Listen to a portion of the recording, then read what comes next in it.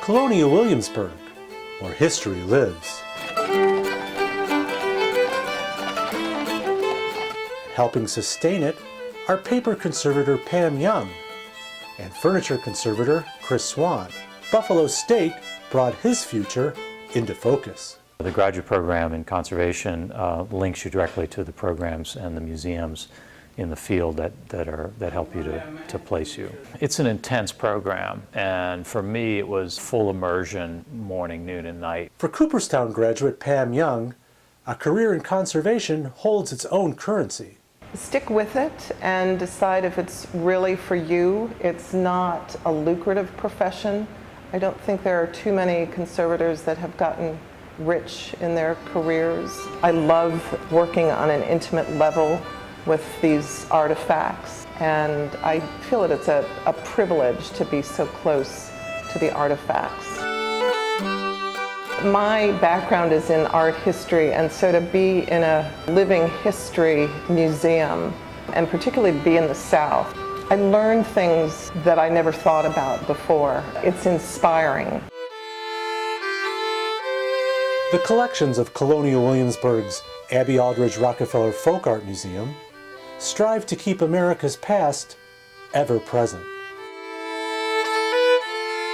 Our country's people, places, and things have the power to transport us on a journey of discovery.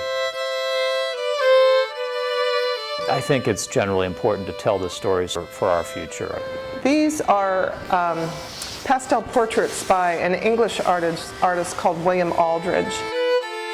For us to know who and where we came from. All these are Virginia sitters. Our Western civilization lineage is really manifested in these objects. In my investigation with the curator, when the foundation first acquired this portrait, they were unsure if it was part of a larger collection of paintings by William Aldrich. Pam's technical analysis of the primary support played a big part in confirming the artist. So associating the similarity of all the materials and technique has helped us determine that this, in fact, is by the same artist, William Aldrich. A conservator's work is hidden in plain sight. Take a look at these Declaration of Independence facsimiles. They appear in perfect condition, while only Pam knows the painstaking hours she spent returning these artifacts to the spotlight.